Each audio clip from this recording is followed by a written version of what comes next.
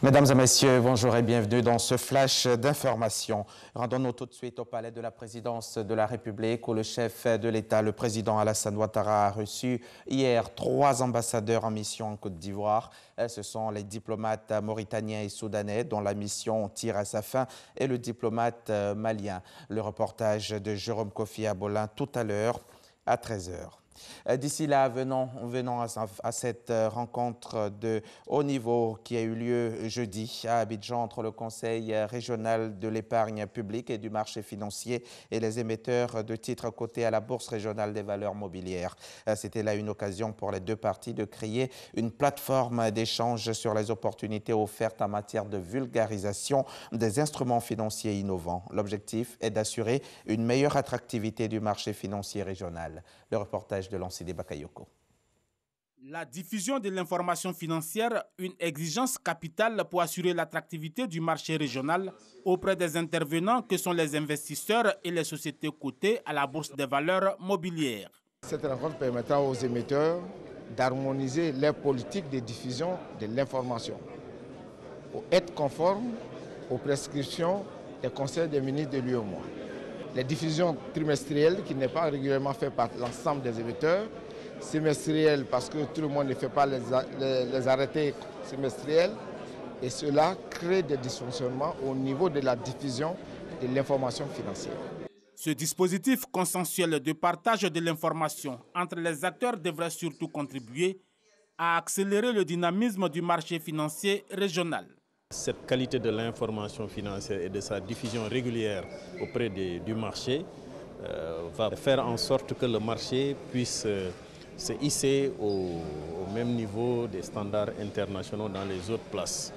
Pour les autorités de l'Union, la diversification des produits financiers, à savoir le capital investissement et la finance islamique, reste un enjeu majeur.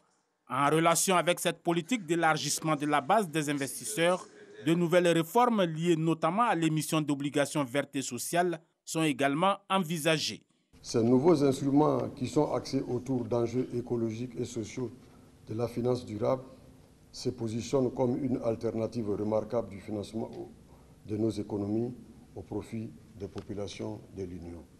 Au titre de l'exercice en cours, plus de 790 milliards ont été levés sur le marché financier au 30 novembre 2018. Mais selon les projections, le seuil annuel moyen de 1000 milliards de francs CFA sera franchi d'ici la fin de l'année. Reportage signé Lanside Bakayoko. Tout à l'heure, dans le 13 h, nous parlerons également de la couverture maladie universelle, la CMU, qui entre désormais dans sa phase opérationnelle. Lors de la phase expérimentale dans les établissements d'enseignement supérieur public et privé, plus de 100 000 étudiants ont été enrôlés. Ils vont ainsi bénéficier des prestations de santé gratuites à partir du 1er janvier 2019. L'attente se prolonge pour Laurent Gbagbo et Charles Blé Goudé qui attendaient une décision des juges de la Chambre préliminaire hier vendredi concernant la question de leur remise en liberté provisoire. La Cour a convoqué jeudi une audience pour évaluer dans quelle mesure la liberté provisoire pouvait leur être accordée. Une décision devait être alors rendue dans la foulée, mais les juges tardent à faire connaître leur décision.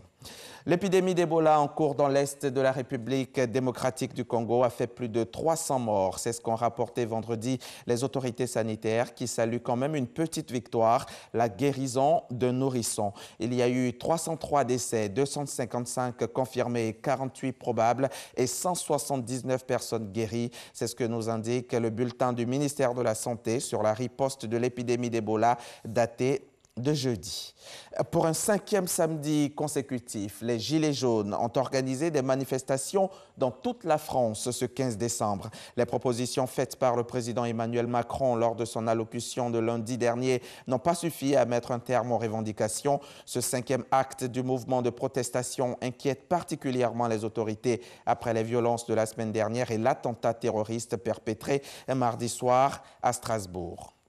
Les États-Unis, eux, sanctionnent 3 personnes pour leur rôle dans la guerre civile qui ravage le Soudan du Sud depuis 2013. Un ancien général de l'armée israélienne, le beau-frère du président et un homme d'affaires sud-soudanais. Leurs biens aux États-Unis seront saisis et ils n'ont plus le droit d'effectuer des transactions financières avec les États-Unis. C'est la fin de ce flash. Merci de l'avoir suivi. On se retrouve tout à l'heure à 13h.